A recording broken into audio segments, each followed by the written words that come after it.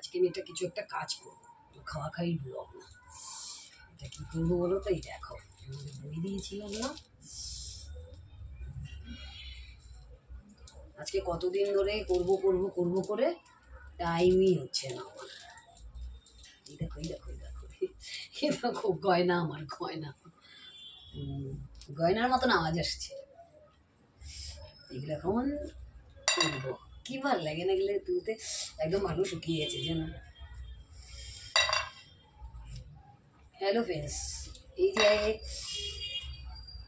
মেহনত করে নিজের হাতে মুড়ি বানিয়ে যখন রান্না করবো, তখন বলবে খেয়ে খুব টেস্ট, তখন যে যে কী ভাল লাগবে। তখন কি বলো তো, এই যে এত মেহনত করেছি, সব যেন মেহনতটা একদম সাকসেস হয়ে যাবে। তখন আর মনে হবে না যে আমি সত্যি এতটা কষ্ট করেছি, সব কষ্টগুলো একদম দূর হয়ে যাবে।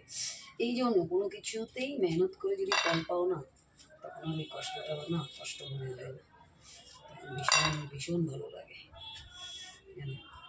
এই জন্য বলছি মেহনত করে যাও, ফলের চিন্তা করো না। মেহনত করলে একদিন নিশ্চয়ই নিশ্চয়ই ফল পাবে, বুঝেছো? কি ভালো লাগে এগুলো আবার তুলতে। আগে যখন দিতাম, আগে তো অনেক দিতাম, একদম কি সুন্দর শুকিয়েছে, একদম খড়খড়ি হয়ে গেছে। ভীষণ মেহনত করলে মানুষ ফল পাই পায়, বুঝেছো? মানুষের কষ্ট করলে বলে না একদিন কষ্ট পেয়েই যায়, সেই রকম হয়েছে। কষ্ট করবে আর তার ফল পাবে না। এগুলো কিন্তু অনেকটা টাইম লাগবে, কিন্তু ওটাতে দেখো কতগুলো দিয়েছিলাম, কিন্তু তোমরা তো দেখেছো, দেখে থাকবে। দেখো দিতে এগুলো আগের দিন ভিজিয়ে রাখো, তারপর এগুলোকে এসে করো, সব কিছুরই তেমনি কোনো দিনই এক ঝটকায় কোনো কিছু হয় না, অনেকটা টাইম নিয়ে করতে হয়, বুঝেছো? ভেঙে গেল একটা, ওই ব্যাপার নেই, সে রান্না করার সময় তো ভেঙে যাবে, একই না বলো? এটা তবুও অনেকটা টাইমই লাগবে কিন্তু, হ্যাঁ কি না বলো? এটা আবার এরকমভাবে ভালো চলে আসছে, এরকমভাবে করছি যে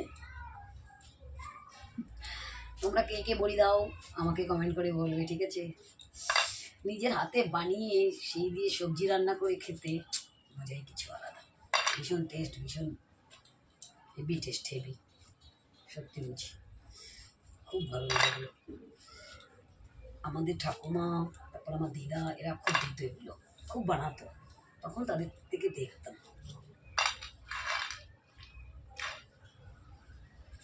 এগুলো একদম হয়ে গেছে, কালকে বানাবো মাছ দিয়ে, তোমাদেরকে ভিডিও করে দেখাবো, ঠিক আছে?